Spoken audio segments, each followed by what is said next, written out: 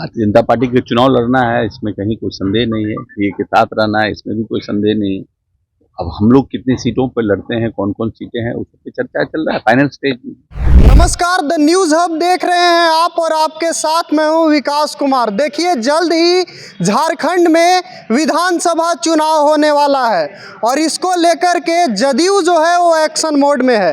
जदयू की मीटिंग हुई और इस मीटिंग से बाहर निकलने के बाद क्या कुछ कह रहे हैं अशोक चौधरी, आइए हम सबसे पहले उनके बयान को सुनाते हैं कि बिहार सरकार में मंत्री अशोक चौधरी क्या कुछ कह रहे हैं। झारखंड पे हम लोगों का चर्चा, भारतीय जनता पार्टी के साथ चर्चा में हमारे शीर्ष नेता संजय झा जी या माननीय मंत्री रविंद्र जी सब लोग लगे हुए हैं, बात हो रही है। भारतीय जनता पार्टी के चुनाव लड़ना है, इसमें कहीं कोई संदेह नहीं है। ये के साथ रहना है, इसमें भी कोई संदेह नहीं है। अब हम लोग कितनी सीटों पर लड़ते हैं, कौन कौन सीटें हैं, उस पर चर्चा चल रहा है फाइनल स्टेज में। लेकिन लड़ेंगे साथ में? हाँ हाँ सर, 2 सीट की बात की जाए, क्या सर ये अभी चर्चा चल रही है। अच्छा, बिहार में जो 4 सीटों का उपचुनाव होना है उसके लिए आपकी पार्टी तैयार है? हाँ हाँ, हम लोग चलेंगे, हम लोग बेलागंज लड़ेंगे, मजबूती से बेलागंज लड़ेंगे। बाकी इमामगंज मांझी जी का है और 2 सीट भारतीय जनता पार्टी का है। लेकिन प्रशांत किशोर भी कह रहे हैं कल वो सभी कैंडिडेट को अनाउंस कर देंगे। हाँ तो ठीक है, तो अच्छा है ना भाई। तो पार्टी बनाए तो बिना कैंडिडेटे के पार्टी चुनाव लड़ेंगे। कैंडिडेट तो अनाउंस करना ही नहीं पड़ेगा, सबको करना पड़ेगा, वो भी अपना ताकत देखेंगे। 13 सीट की बात आपके झारखंड के प्रदेश अध्यक्ष ने कही थी कि हमने चिन्हित किया है मुख्यमंत्री को, उसका लिस्ट है दिया है। क्या ठीक है, भी बात आ रही है? किससे नाराजगी के? 2 सीट पर बात कही जा रही है बीजेपी की तरफ से, एनडीए में। नहीं, नाराजगी क्या, हम तो कह रहे हैं कि हम लोग भारतीय जनता पार्टी के साथ लड़ेंगे चुनाव।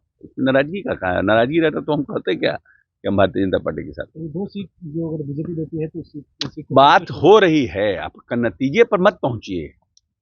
इन्फॉर्मेशन आप हमसे जानकारी प्राप्त कर रहे हैं, मैं जानकारी दे रहा हूँ। मैं दे रहा हूँ कि हमारी आला कमान से भारतीय जनता पार्टी के और हमारे जो शीर्ष नेता हैं बातचीत चल रही है। एक सवाल ये भी है कि आप तेजस्वी यादव फिर दूसरे स्टेज की यात्रा पर निकल रहे हैं। शुभकामनाएं।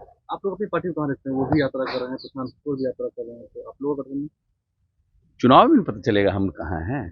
हम ऐसे गए, सब तो बैठ करके बड़े बड़े लोग सब डींग हाँकते ही हैं, तो चुनाव में नहीं पता चलता है जनता किसके साथ है।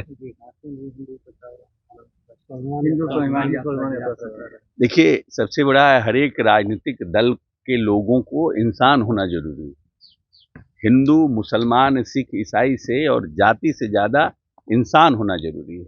हम सब इंसान बने और इंसानों को जोड़ें, वो ज्यादा जरूरी है। कोई व्यक्ति किसी आस्था के में दुर्गा पूजा में कोई उदंड व्यक्ति ढेला फेंक देता है, कोई मस्जिद में जाकर, ये आस्था का विषय है। किसी के आस्था पर मत ठेस पहुंचाइए।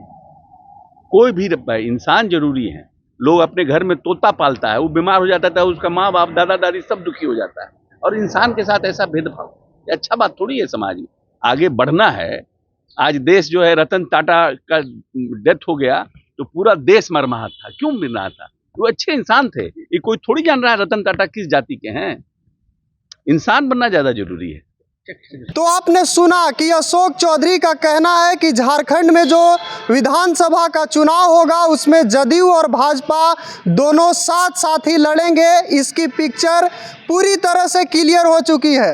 हालांकि कितनी सीटों पर लड़ेंगे ये अभी स्पष्ट नहीं हुआ है और इसको लेकर के बातचीत जारी है।